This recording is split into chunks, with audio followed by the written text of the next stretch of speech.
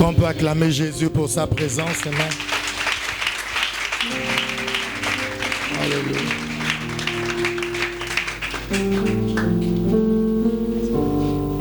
Amen. Combien étaient là au premier culte? Et combien étaient là au deuxième culte? Combien sont nouveaux depuis ce matin? C'est ton premier culte. Je veux savoir si je dois changer de message, je dois prêcher le même message. Amen. Alléluia. J'aimerais qu'on élève nos mains vers le ciel et que l'on lui rende toute la gloire. Père, nous voulons te bénir et t'élever. Merci pour ta présence. Est-ce que tu peux prier? Prie avec moi. Alléluia. Kabaya. Kabashandarama. Oh, prends mon âme, prends-la, Seigneur, et que ta flamme brûle en mon cœur, que tout mon être vibre pour toi, sois seulement maître, ô divin roi, source de vie, de paix, d'amour. Vers toi je crie, la nuit, le jour. Entends ma plainte, sois mon soutien, calme ma crainte, toi mon seul bien. Alléluia. Alléluia. J'aimerais que l'église prie. J'aimerais que tu pries enfin que l'onction de Dieu te rencontre, que l'onction de Dieu te touche. Kadama Sandeba, les marabolia cedema, rakabalia sebaha, deba shobaha, mekolis kibrikanta bolahande, brakaterebo shabalia, rakamonda dabala kadaba. Est-ce que l'église peut élever sa voix? J'aimerais que tu fasses cette prière. Demande à Dieu de t'oindre pour une nouvelle dimension. Kama hosebe kahandeka. Lebo sabre kama sobre kandere bahatohe. Leba kama soba hotele kalabaya shamahoya. Rekama sando kele bohinta maha. Leba koma yandele kandere bo sabahote. Makerebo sabria kandere bahandole haya. Mekete debo sobo kendere mantea. Leba kando dobo kandere ma. Lekedebo sohete. Mandolia masoke deba lia kamato de kadeba ha. Lebro kandere ba kandere bo shabale kamaha. Lobo bobo shabale sabaha. Entends ma plainte. Sois mon soutien, calme ma crainte, toi mon seul bien. Alléluia, alléluia, amen, amen. Je suis censé prêcher en train d'enseigner. Je sens que l'atmosphère est déjà très bizarre à ce troisième culte, amen. Je vais essayer de ne pas tirer en longueur. Amen. Ce matin, j'aimerais nous exhorter sur la puissance de l'offrande. Dis à ton voisin la puissance de l'offrande. Dis-lui ça bien, il n'a pas entendu. Dis ça à une deuxième personne. À une troisième personne. Dis ça comme si tu avais de l'argent. Amen. Alléluia. J'ai peur de tomber dans le fait de prêcher pendant longtemps. Mais bref, ce troisième culte. Je voulais juste établir un fondement et même avant de prêcher sur la puissance de l'offrande. Et le premier fondement, c'est de ne pas mépriser l'offrande que tu apportes devant Dieu. Amen. 1 Samuel 2,17, je vais aller rapidement. Ce jeune Jean se rendait coupable devant l'Éternel d'un très grand péché parce qu'il méprisait les offrandes de l'Éternel. Amen. Premier culte, je disais que mépriser signifiait négliger. Amen. Ou bien être indigné par quelque chose. Est-ce que je parle à quelqu'un? Il y a des gens qui ne trouvent pas la nécessité de l'offrande dans l'église. Il y a des gens qui estiment que parler d'argent dans l'église, c'est une forme d'escroquerie.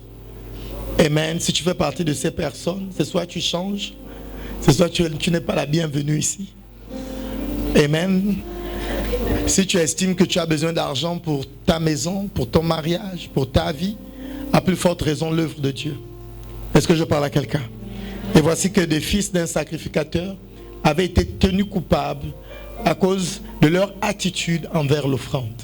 Est-ce que je parle à quelqu'un? Donc la première chose que j'aimerais dire, c'est ne méprise pas l'offrande. Amen. Ton offrande doit être une offrande honorifique. Honore Dieu tel que tu le connais.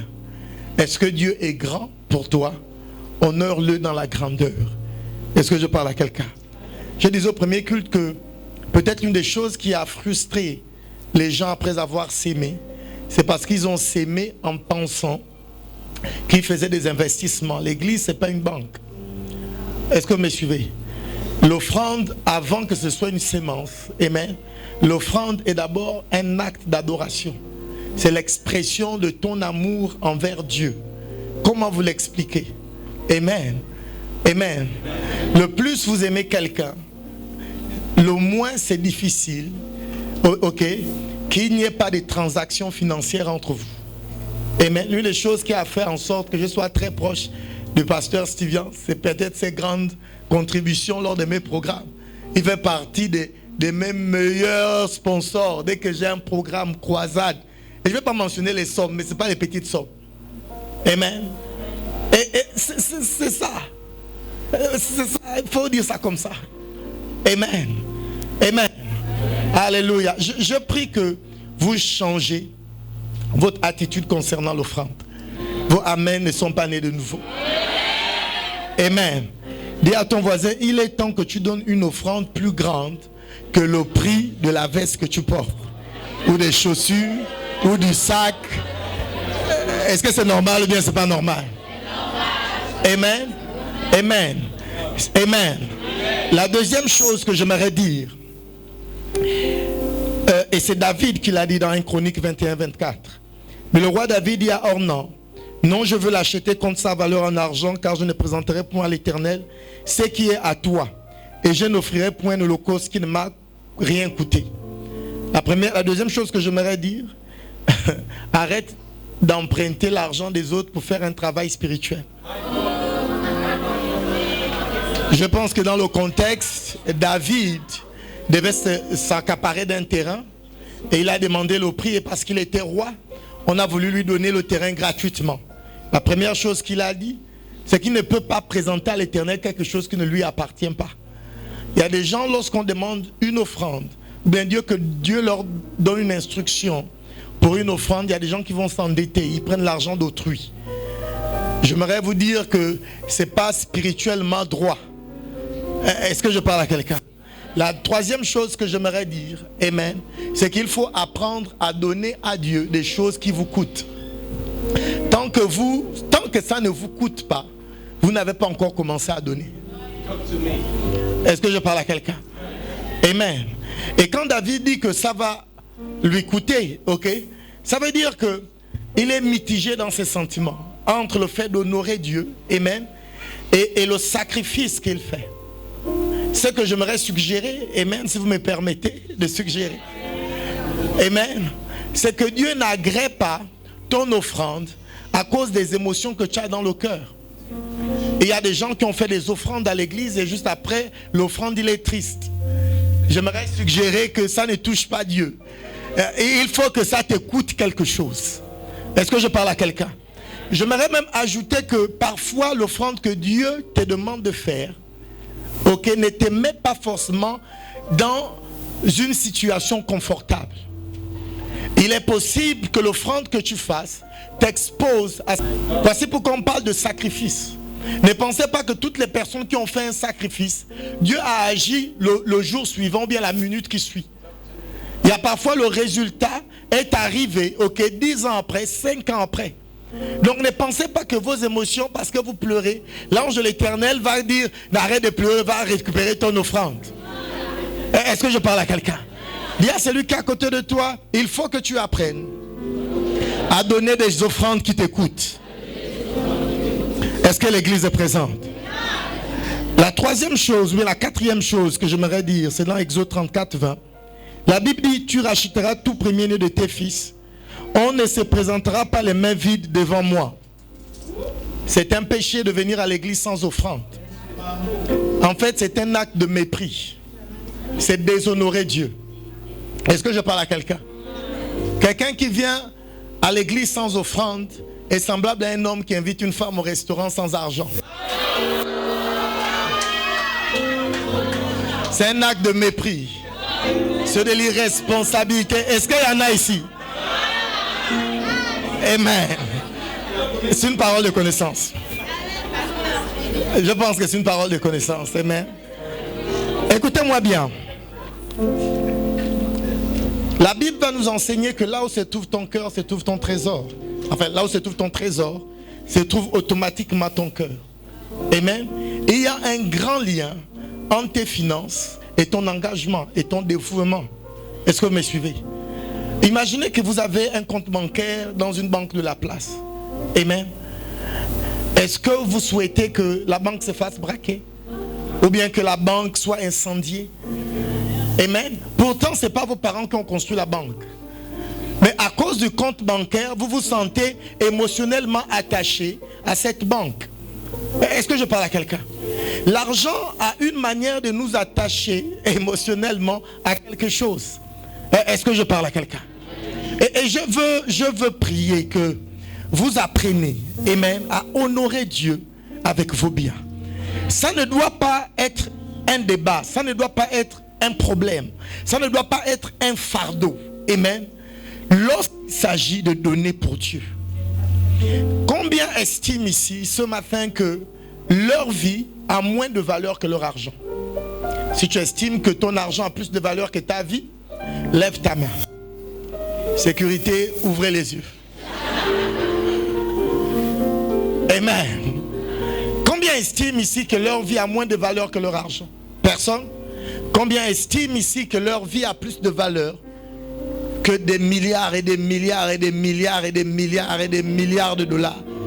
Amen. Ma question c'est celle-ci. Pourquoi tu es prompt à donner ta vie à Jésus? Amen. Et tu nous dis que ta vie a plus de valeur que ton argent. Et lorsque c'est l'aspect argent, lorsqu'un prédicateur commence à te dire sème, tu as l'impression qu'on est en train de détruire ta vie. Est-ce que de manière inconsciente, ce n'est pas un message pour nous dire que tu estimes que ta vie a moins de valeur que ton argent? Comment peux-tu donner quelque chose qui a plus de valeur aussi facilement et quelque chose qui a moins de valeur aussi difficilement? Est-il possible que tu es maintenant en train de servir maman? Est-il possible que tu es esclave de l'argent? Est-il possible que tu te retrouves dans l'idolâtrie? Parce que si tu donnes des grosses sommes d'argent à l'église et tu es maintenant à la maison en train de pleurer, en train de regretter, en train de maigrir, quand on te croise, frère, c'est comment? Pourquoi tu maigris? À l'église, l'offrande. J'aimerais suggérer à quelqu'un, Dieu veut te bénir. Et tu dois changer la manière dont tu donnes ton offrande, tes conceptions vis-à-vis des offrandes. Est-ce que je parle à l'église? Tu dois changer la dimension du donner. Tu dois être un peu plus sérieux dans la manière dont tu donnes ton offrande. Amen. Il y a une belle histoire dans le livre de Exode 33, verset 20 et Juge 6, 21 à 23. Je vais lire juste Exode 33, verset 20. L'Éternel dit à Moïse, tu ne pourras pas voir ma face, car l'homme ne peut me voir et vivre. Amen. Et si vous lisez Juge 6, il s'agit maintenant de Gédéon, des années plus tard, qui va avoir une rencontre avec le Seigneur. Et après avoir présenté une offrande, amen, le Seigneur va, l'ange de l'Éternel va s'envoler avec la fumée de l'offrande. Est-ce que vous me suivez? Et il va se rendre compte que l'homme avec qui il a parlé tout ce temps était un ange de Dieu. Avant que je ne continue, j'aimerais prophétiser sur ta vie que les anges du ciel viendront devant toi. Qu'ils viennent dans la forme d'un homme. Est-ce que je parle à quelqu'un? Est-ce que quelqu'un peut dire amen? Mais la deuxième chose que j'aimerais dire par rapport à ce verset, amen, c'est que à Moïse, Dieu va dire que si tu me vois, tu mourras. À Gédéon, Dieu va dire, ne t'inquiète pas, tu m'as vu, mais tu ne mourras pas. Qu'est-ce qui fait la différence entre les deux histoires? C'est la présence d'une offrande. Est-ce que je parle à quelqu'un? Écoutez, Dieu estime l'offrande. Dieu respecte l'offrande. Est-ce que je parle à quelqu'un? Quelles que soient tes conceptions de l'offrande, amen, il n'y a jamais eu rencontre entre divinité et humanité sans la présence d'une offrande. Quel que soit ce qu'on t'a dit, on a peut-être essayé de te convaincre que c'est l'église moderne, que ce n'est pas important. Il n'y a jamais eu rencontre entre la divinité et l'humanité sans offrande. Est-ce que je parle à quelqu'un? Et je prie que tu apprennes à honorer Dieu avec tes biens. Est-ce que quelqu'un peut dire amen? On se plaint aujourd'hui de l'ascension, de la prospérité que les églises anglophones ont. La vérité, c'est que s'il y a un principe avec lequel les anglophones ne jouent pas, c'est l'offrande. Et ils donnent l'offrande pour tout. Amen. L'enfant naît, il donne l'offrande. L'enfant va à l'école, il donne l'offrande. Si vous allez dans les églises anglophones, il y a des témoignages pour tout et pour rien. Et chaque témoignage se fait avec une offrande. Est-ce que je parle à quelqu'un? N'enviez pas juste leur ascension. Enviez aussi et pratiquez leur méthode. Est-ce que je parle à l'église? Et je prie que ta mentalité change. Écoute, si tu es réfractaire vis-à-vis de ce message, c'est Satan qui te parle. Il n'y a que Satan qui est contre le sacrifice. La Bible va dire, et c'est Jésus qui va parler à Pierre, il va dire dans quelques jours, je vais aller être immolé, je vais être crucifié. Et puis Pierre va dire non, Dieu en fait, il n'est pas d'accord, etc. Jésus va savoir que quiconque est contre le sacrifice, c'est Satan. Et il va dire, arrière de moi Satan. Écoutez-moi bien. Écoutez-moi bien.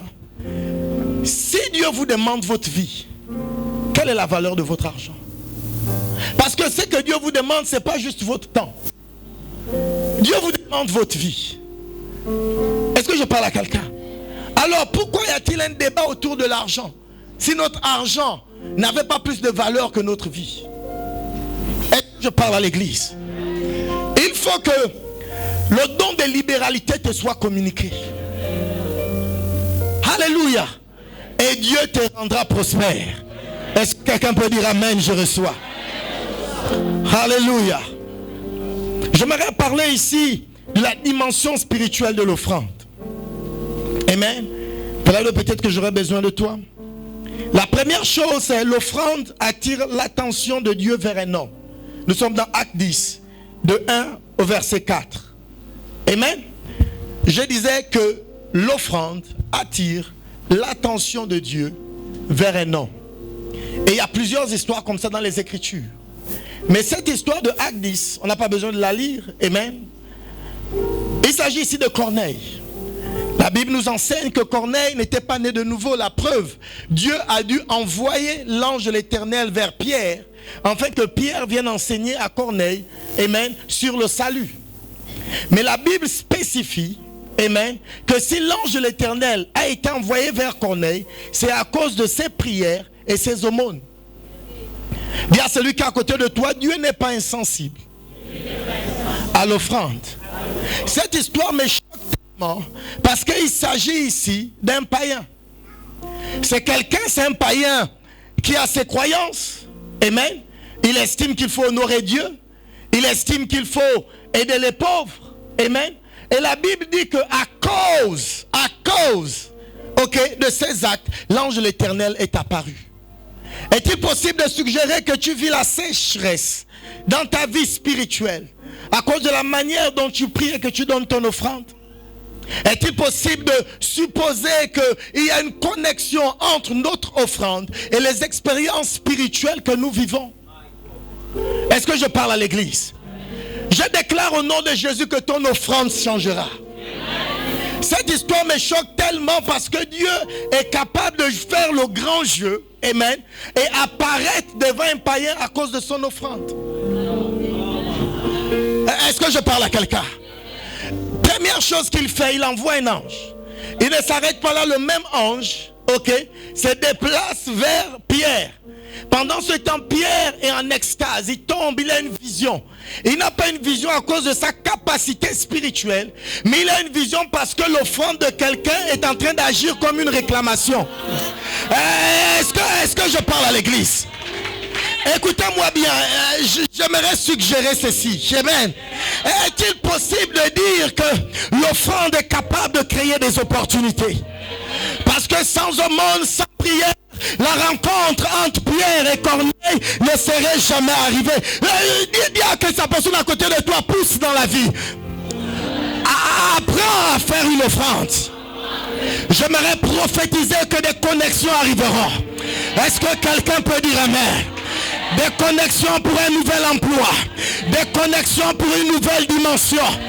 Je suis en train de vous dire que l'offrande active le monde spirituel et le monde physique. L'offrande crée des événements. Est-ce que je parle à quelqu'un? Et il est temps pour toi de ne plus mépriser l'offrande et de dire Seigneur, je t'aime de tout mon cœur et je veux te servir selon qu'il est écrit que je ne dois pas venir dans la maison de Dieu les mains vides. Vous devriez vous battre pour être un homme qui apporte son offrande. Est-ce que je parle à quelqu'un? Dis à celui qui est à côté de toi l'offrande. Ceci veut aussi dire que ceux qui ne donnent pas les offrandes passent à côté des opportunités. En fait, vous ne vous rendez même pas compte que vous êtes passé à côté d'une opportunité. Mais j'aimerais vous dire que l'ensemble des opportunités de votre vie constituent les promesses et la destinée de Dieu sur votre vie. Et donc, si à chaque fois vous subjuguez, vous sautez les principes, vous allez vous retrouver à être frustré dans la maison de Dieu parce que vous n'êtes pas capable de pouvoir activer une porte au travers d'un principe. Dis à celui qui est à côté de toi, ne rate pas les opportunités. Je ne vous entends pas, ne rate pas les opportunités. Alléluia. Alléluia. La deuxième chose que l'offrande peut faire pour toi, l'offrande amène les prodiges. Dis avec moi prodige. Juge 13, verset 19. Manoch prit le chevreau et l'offrande et fit un sacrifice à l'Éternel sur le rocher. Il s'opéra un prodige pendant que Manoch et sa femme regardaient. Amen. Vous voulez avoir un ministère ou bien une vie avec des prodiges, des signes? Il faut peut-être que vous apportez l'offrande. Amen. Écoutez, l'offrande, moi je pense que l'offrande est tellement sacrée. Parce que la Bible nous renseigne que lorsque l'Antéchrist va régner, l'une des premières choses qu'il fera, c'est de faire cesser l'offrande dans le temple. Est-ce que je parle à quelqu'un? Le problème avec l'offrande, c'est que l'offrande est la porte qui rassure la prospérité d'un individu ou bien d'une église. Et donc l'une des premières stratégies de l'Antéchrist, c'est d'appauvrir l'église.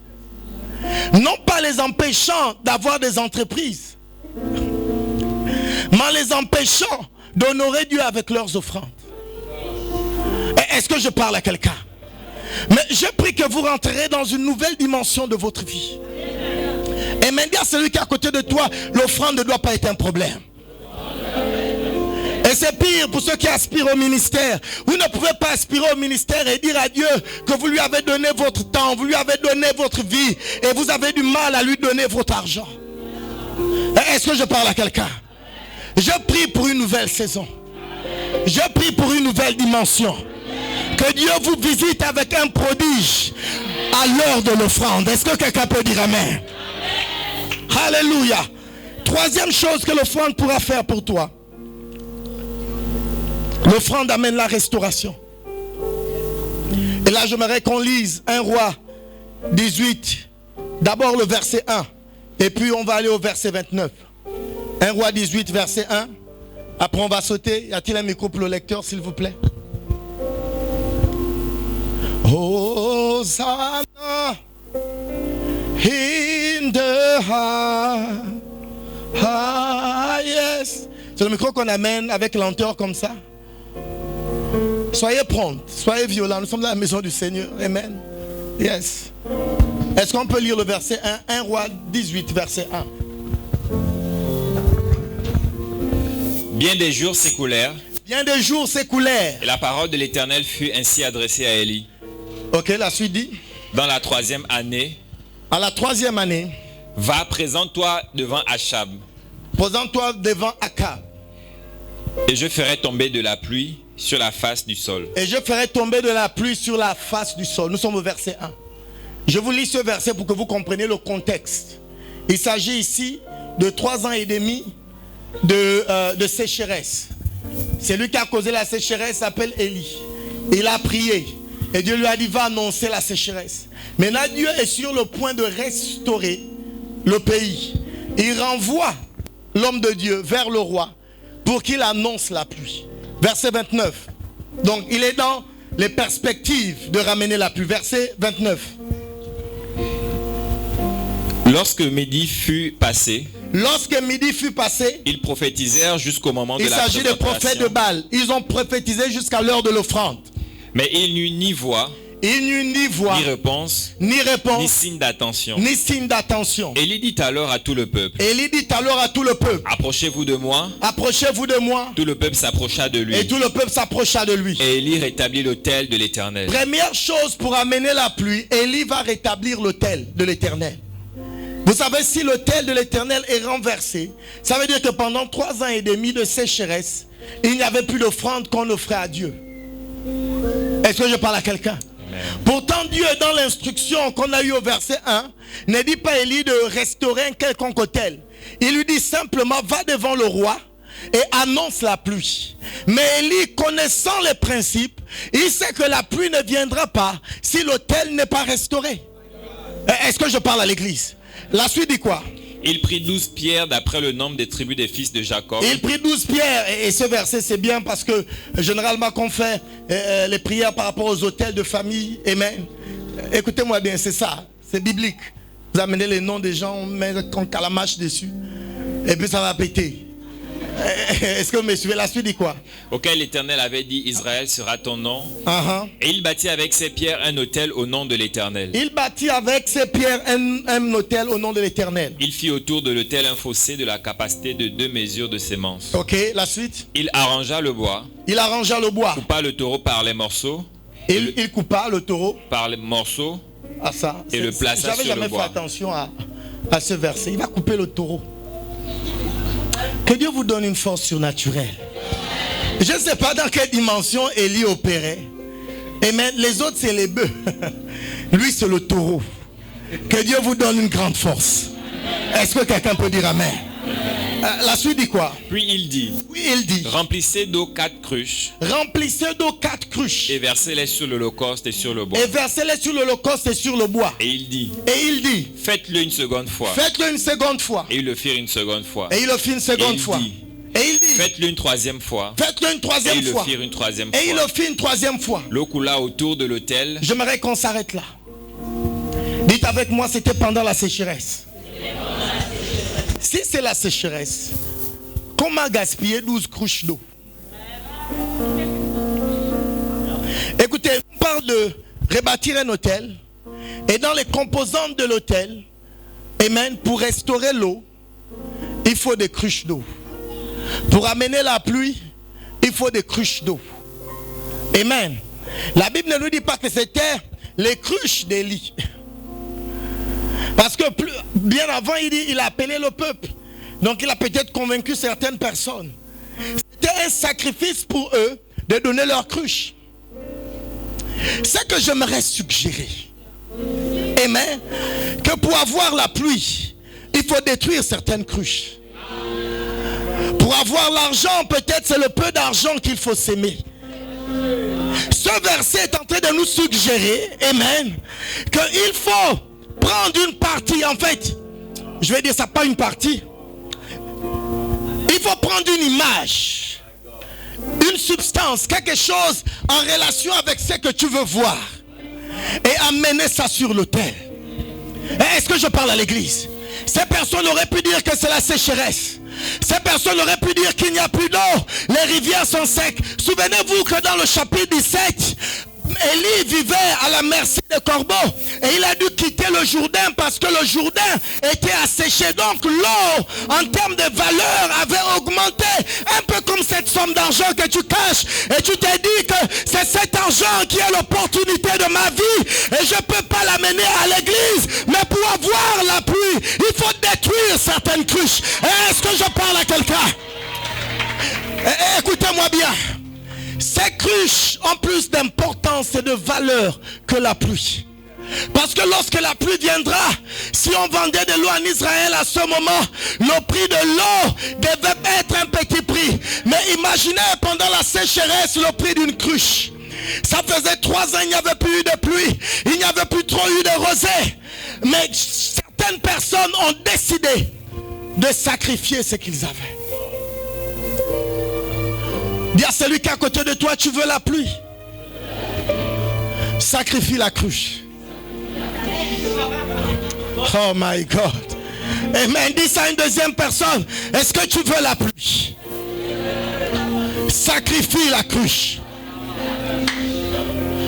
Est-ce que je parle à l'église? Dis avec moi, sacrifice, sacrifice. Écoutez, il est temps que vous sacrifiez quelque chose. Il y a des exemples de sacrifices dans la Bible. Dieu, pour faire en sorte qu'Abraham devienne le père de la foi, il lui dit sacrifie ton fils Isaac. Dieu ne va pas vous demander de sacrifier des choses qui n'ont pas d'intérêt, qui n'ont pas de sens. Une des choses que je sais pour entrer dans la destinée de Dieu pour nous, on a besoin de comprendre le sens du mot sacrifice, parce que Dieu va vous demander de sacrifier plusieurs choses. Il peut vous demander de sacrifier une profession, il peut vous demander de sacrifier une carrière. Je sais que certaines personnes sont en train de dire ici, ça c'est le vieil évangile. Mais écoutez, sa parole ne change pas. Il est le même hier, aujourd'hui et éternellement. Toutes les personnes que vous voyez avec de grands ministères ont dû sacrifier quelque chose. On n'est pas grand dans le royaume de Dieu sans sacrifice. Il y a des gens qui ont sacrifié un emploi, sacrifier une promotion, sacrifier leur éducation à cause de l'obéissance. La Bible dit, et j'aimerais suggérer ceci, ton obéissance est une meilleure offrande que ton sacrifice, parce que la Bible nous enseigne que l'obéissance vaut mieux que les sacrifices. Est-ce que je parle à l'église? Et plusieurs personnes ne vivent pas les percées parce que l'église est remplie de rebelles. L'église est remplie de personnes qui essaient de s'aider eux-mêmes au lieu de laisser Jéhovah pouvoir les aider. Mais j'aimerais annoncer qu'il y a une nouvelle génération qui se lève et qui va décider de marcher selon la parole de Dieu. Est-ce que quelqu'un peut dire amen? Bien, celui qui est à côté de toi sacrifie quelque chose. Vous connaissez Andrés Bissoni. C'est un évangéliste que Dieu est en train d'élever dans le monde. Il est torride, il est nerveux dans l'onction, il est incroyable. Et j'ai voulu savoir comment il a fait pour avoir cette onction. Il a eu, je vais dire ça comment, il passe en 5e année de médecine. Il est argentin.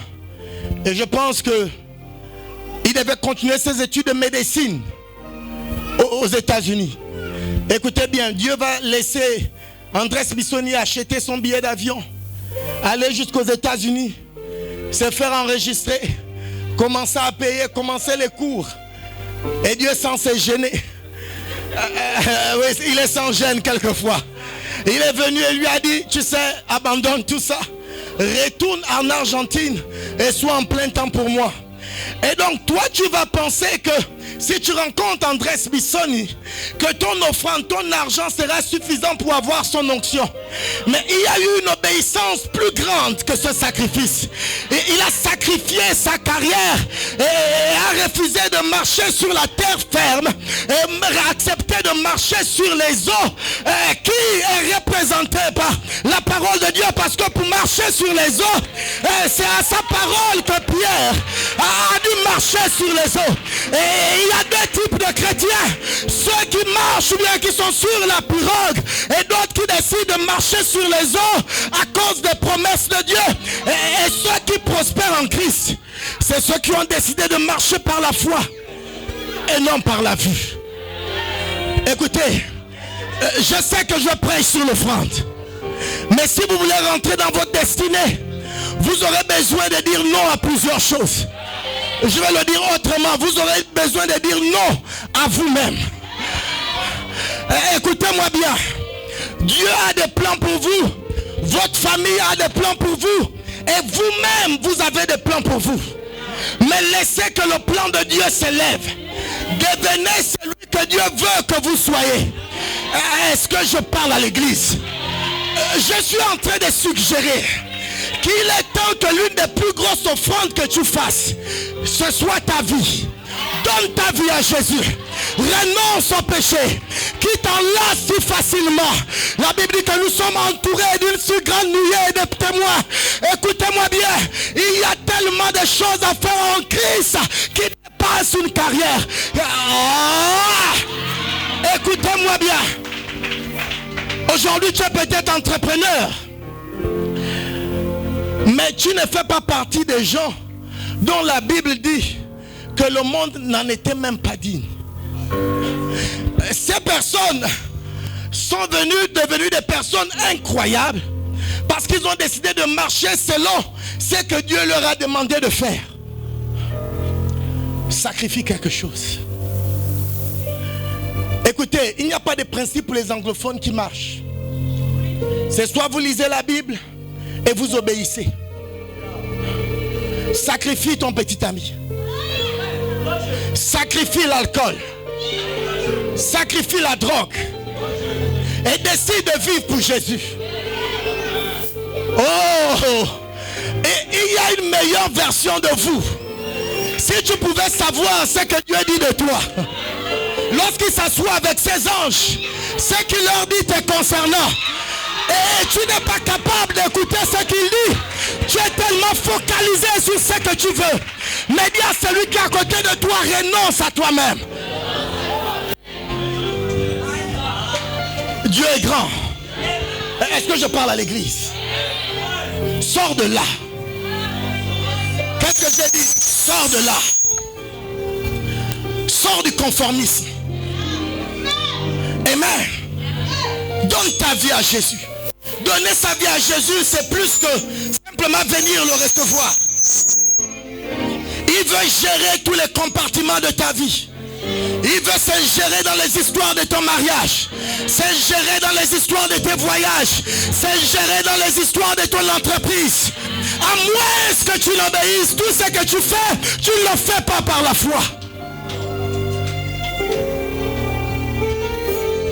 Bien, celui qui est à côté de toi, vit pour Jésus. Et arrête de perdre de temps. La suite dit quoi? La suite dit quoi, Felado? À l'heure de l'offrande.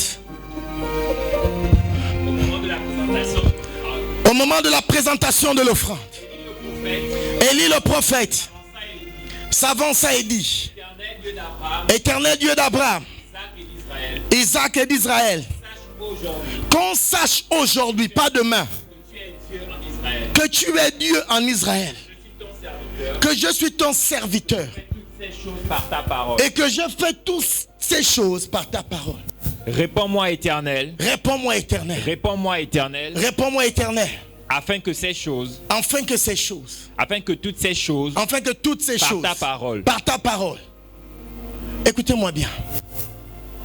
Vous voulez que Dieu montre aux gens que c'est lui qui vous a envoyé? Présentez une offrande. Écoutez, c'est Satan dans les réseaux sociaux qui attaque l'offrande. Les pasteurs, ils prêchent les offrandes. On a fermé les églises. Et aussi des chrétiens, oui, là, ils n'ont plus de dîmes. Vous êtes des fils et des filles de Satan quand vous pensez comme ça. Vous savez, ne méprisez pas ce qui est sacré.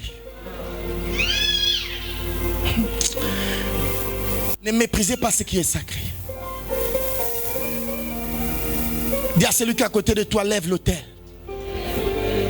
Plus tard, le feu va tomber. J'ai envie d'avancer, mais le feu va tomber du ciel. Quand je préparais cet enseignement, je me suis repenti. Je me suis dit, Seigneur, donne-moi une meilleure attitude vis-à-vis de l'offrande. En fait, on se rend compte que, vous savez, il y a plusieurs histoires comme ça où Dieu a agi seulement à l'heure de l'offrande. Et vous savez, Élie savait.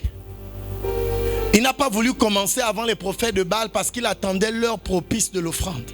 C'est la même chose avec Élisée. Lorsqu'il va dire que demain à la même heure, vous aurez la pluie, il précise à l'heure de l'offrande.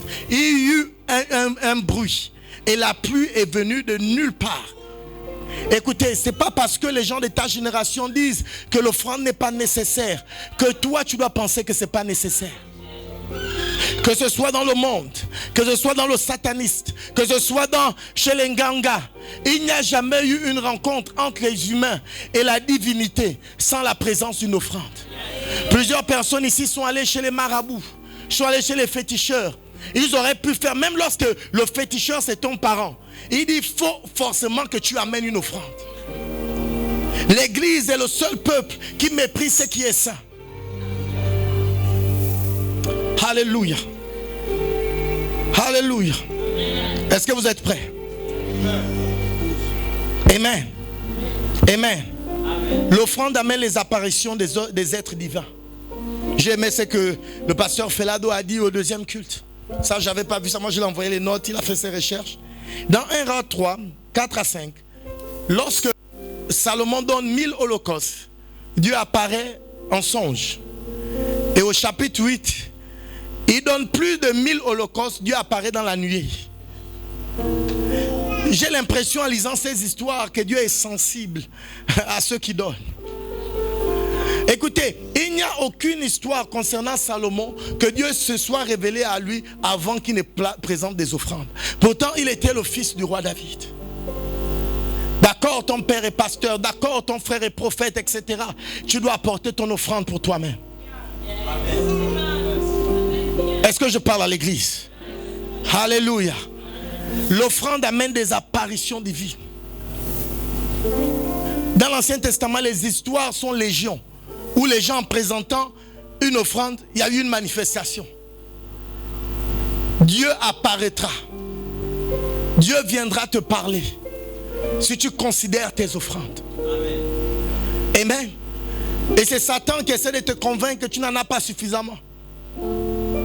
Et il faut bien que tu n'aies pas suffisamment pour voir sa gloire. Donne ce que tu as. Est-ce que je parle à quelqu'un? Amen. Je vais bientôt conclure les types d'offrandes qu'on doit faire. Premier type, honore ton prophète. Je ne sais pas pourquoi. Amen. Avant de... Lisons d'abord Malachie. Malachie, à partir du verset, je pense, 7. Malachie 3, verset 7. Vous êtes prêts? Demande à ton voisin, est-ce que tu es prêt? Amen. Ça dit quoi? Malachie 3, verset 7. Depuis le temps de vos pères. Donc là, je combine 2 points. Donc, entre le fait d'honorer ton prophète et la dîme. Est-ce que vous êtes prêts? Yes. L'église est là.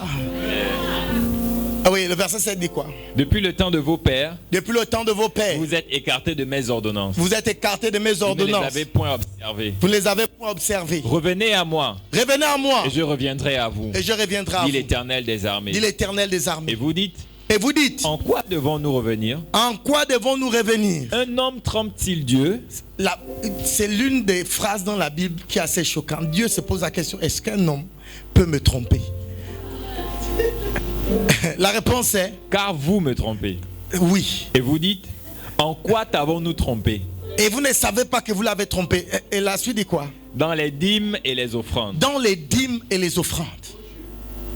Vous savez, il y a un verset dans les Écritures où lorsque tu n'as pas payé une dîme, par exemple, tu devais payer ta dîme de janvier, tu l'as mangée et tu dois payer en février. Il y a un verset biblique dans la loi de Moïse où tu rembourses la dîme que tu as mangée.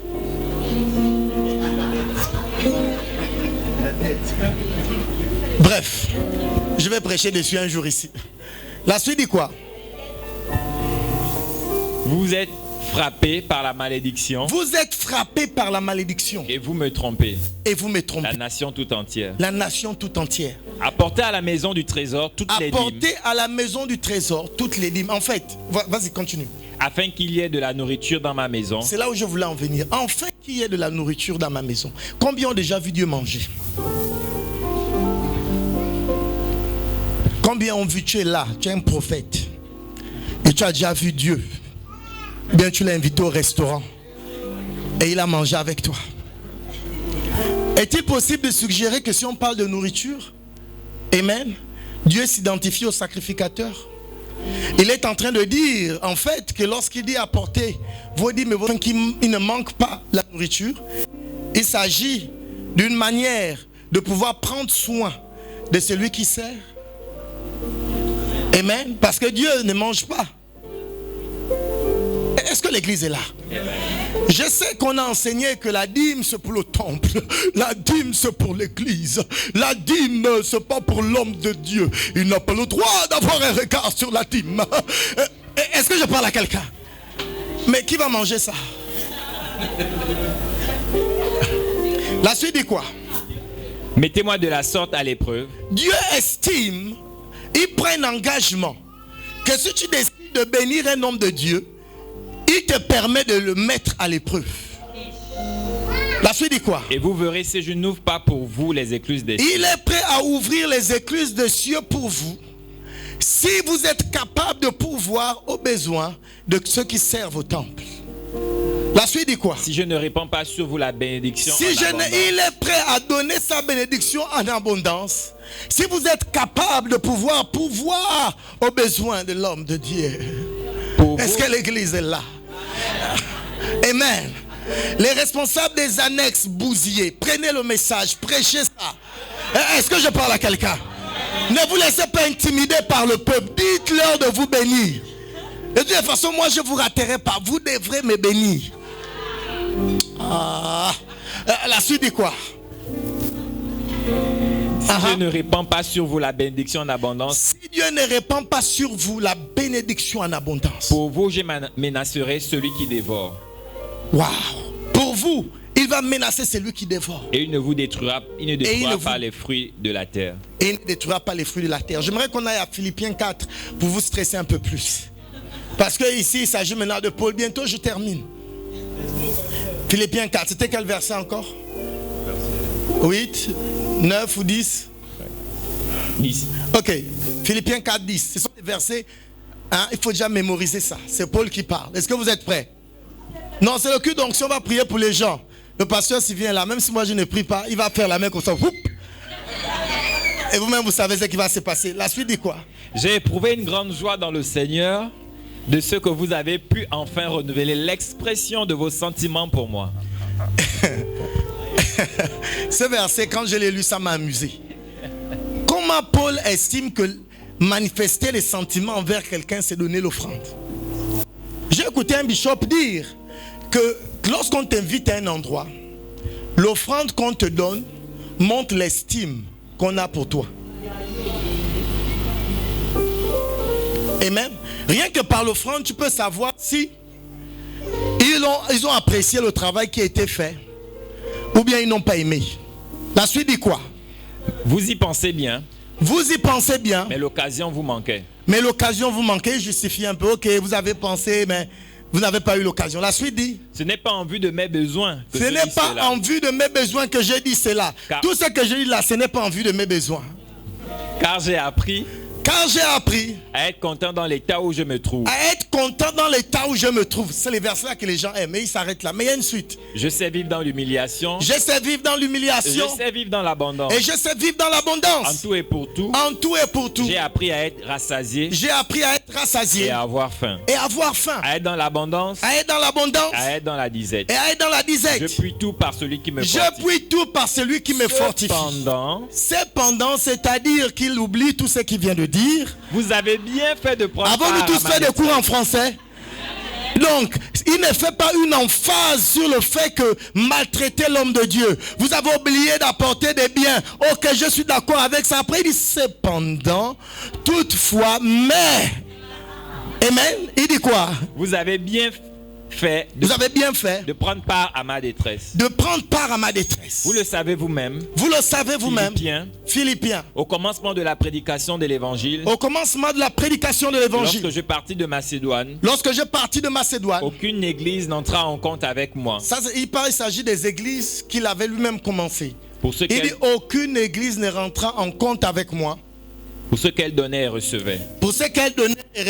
Vous fûtes les seuls à le faire. Les seuls à le faire. On peut s'arrêter là. Est-il possible de suggérer que le faiseur de tente Paul, amen, avait espéré aussi que les autres églises le soutiennent? Amen. Est-ce que je parle à quelqu'un? La suite dit quoi? Car vous m'envoyez déjà à Thessalonique à 2 reprises. Il compte même de quoi pourvoir à mes besoins. C'est ce qui est choquant. Il dit de quoi pourvoir à quoi? À ses besoins. Pas aux besoins de l'église. Pas pour acheter les micros. Pas pour acheter un nouveau tapis. Vous savez, il y a des gens qui pensent comme ça. Non à l'homme de Dieu, oui pour le matériel de l'église. Et il y a parfois, ils prennent l'enveloppe. Ok? Ils mettent 2 millions dans l'enveloppe. C'est pour les travaux de l'église. Et ils sortent une deuxième enveloppe, il y a 25 000. Ça, c'est pour l'homme de Dieu. De qui se moque-t-on? Il dit ici que l'offrande que l'église a fait, ce n'est pas pour la mission. Mais c'est pour ses besoins personnels. Qui n'en a pas? La suite dit quoi? Ce n'est pas que je recherche les dons. Ce n'est pas que je recherche les dons. Mais je recherche le fruit qui abonde pour votre compte. Mais je recherche le fruit qui abonde pour votre compte. Pour votre compte. Il y a un compte bancaire spirituel qui existe. Et lorsque tu fais du bien à ceux qui servent Dieu, si tu es dans une autre église et que tu as été invité ici, je t'exhorte d'honorer ton père, ton pasteur, ton prophète. Tu dois l'honorer, tu dois le faire. Est-ce que je parle à quelqu'un? La suite dit quoi? J'ai tout reçu. J'ai tout reçu. Et je suis dans l'abondance. Et je suis dans l'abondance. J'ai été comblé de biens. Je prie, j'aimerais déclarer ceci. Pour tous ceux qui servent Dieu. Dieu vous bénira avec une offrande qui va couvrir tous vos besoins. Amen. Est-ce que quelqu'un peut dire amen? Amen. Par le genre d'offrande qu'on finit en une journée. Vous savez, il y a des offrandes qu'on finit de là à là. Ça veut dire qu'on t'a donné ça à 11h. À 11h30, c'est déjà fini. Tu as juste mis au crédit. Tu as juste mis au crédit. Mais je prie que Dieu te bénisse avec une grande offrande. Que même si lorsque tu es dépensier, tu as du mal à terminer.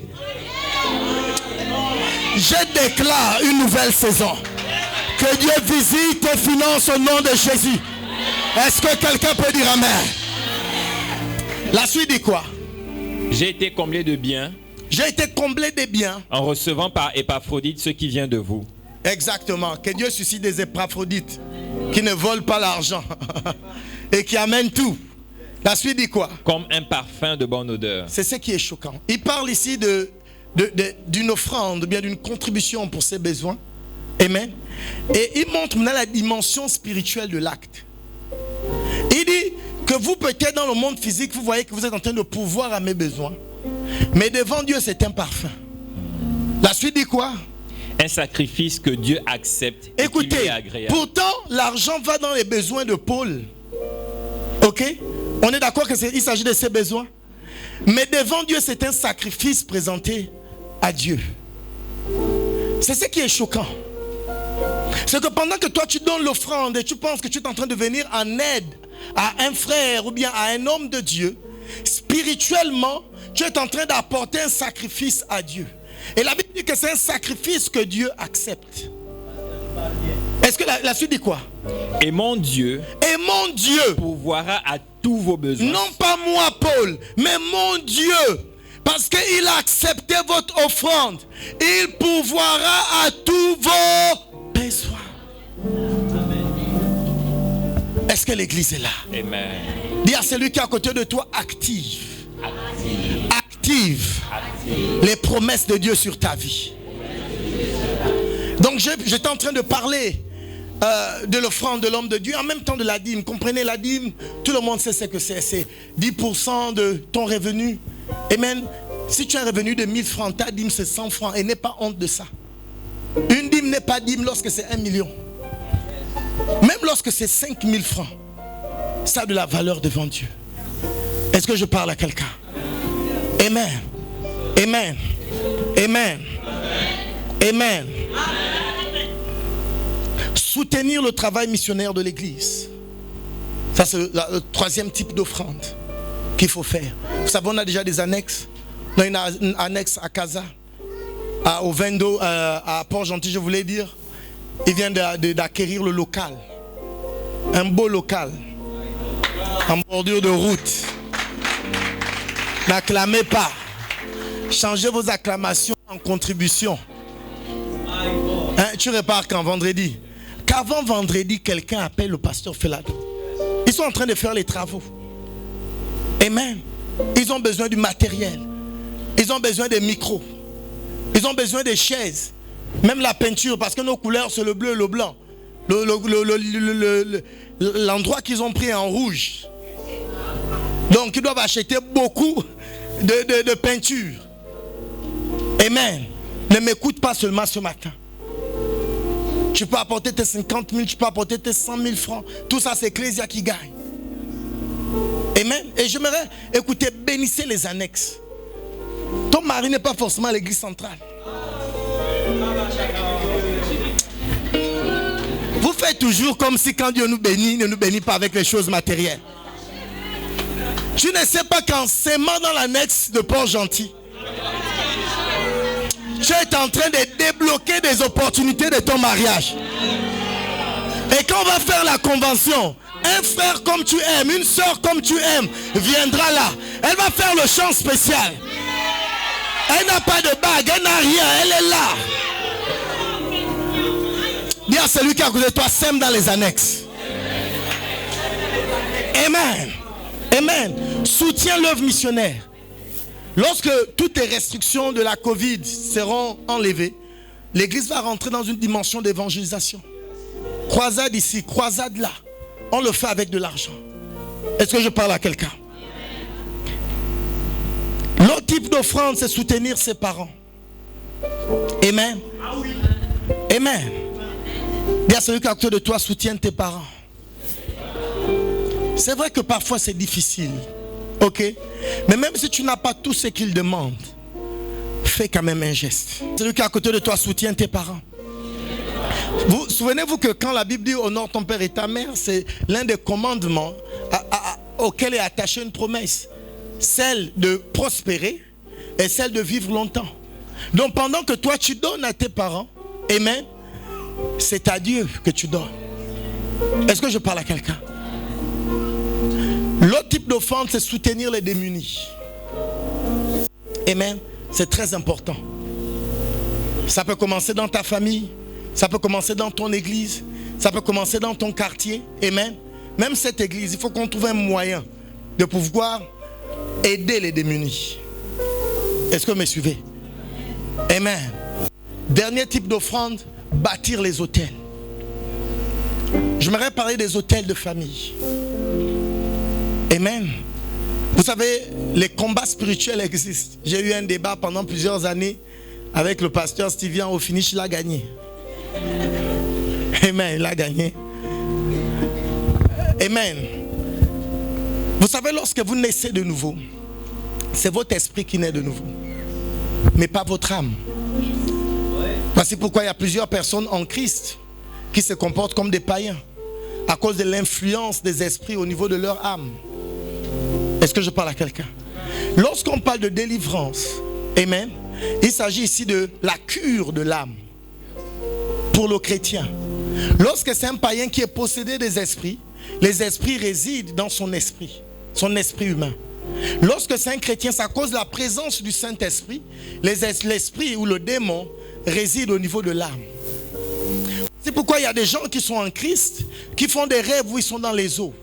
Ils font les rêves où ils sont attachés dans la forêt. Parce que spirituellement, il y a des autels qui ont été bâtis dans leur famille. Et j'aimerais dire quelque chose par rapport aux autels. Quand ta famille ou celui de ta famille qui a invoqué le démon a dépensé une grande somme d'argent pour invoquer le démon, amen, tu ne peux pas renverser cet autel, ok, avec 5000 francs. Si pour invoquer le démon dans la famille, il a dépensé 10 millions. Je sais que quelqu'un est en train de dire, mais les anges de l'Éternel sont plus puissants que les démons. Mais la Bible nous enseigne dans le livre de Daniel que Daniel a prié. L'ange de l'Éternel est venu. Et il y avait une principauté sur la nation qui a bloqué l'ange de l'Éternel. Il a fallu avoir l'archange Michel qui est venu pour aider l'ange de Dieu. Il y a parmi des esprits déchus, des esprits plus puissants que les anges qui marchent avec vous. Voici pourquoi tout le monde n'est pas apte à faire tous les travaux spirituels. Il y a des gens qui sont morts à cause d'avoir organisé une croisade à un endroit où les principautés étaient plus puissants que sa dimension dans l'esprit. Est-ce que je parle à quelqu'un? Voici pourquoi plusieurs chrétiens ont l'impression de ne pas évoluer à cause des autels de famille. Oh. Amen. Et prêcher sur les démons, ce n'est pas un vieux message. Les démons n'ont pas vieilli. Ils ne sont pas en retraite. On les chasse ici chaque semaine. Et il y a plusieurs. Parfois les blocages que vous avez ont juste une origine dans la famille. Et il y a des choses qui ont été dites. Dans cette famille, on ne fait pas ci. Dans cette famille, on n'ira pas là. Dans cette famille, personne ne sera plus riche que moi. Et elle a bâti un hôtel. Voici, écoutez-moi, l'offrande est importante. Vous ne pouvez pas vivre comme vous voulez vivre. La compréhension de l'hôtel, c'est comprendre que notre victoire est tirée du monde spirituel. Bâtis un hôtel et gagne tes victoires spirituellement et ta vie sera une vie de victoire. Est-ce que l'église peut dire amen? J'aimerais qu'on lève nos mains vers le ciel. Alléluia. Alléluia. Alléluia. Alléluia. Alléluia. Alléluia. J'aimerais que l'église prie. Prie pour ta vie financière. Prie pour ta vie financière. Prie pour ta vie financière. J'aimerais que tu pries pour ta vie financière. Quelque chose est sur le point d'arriver.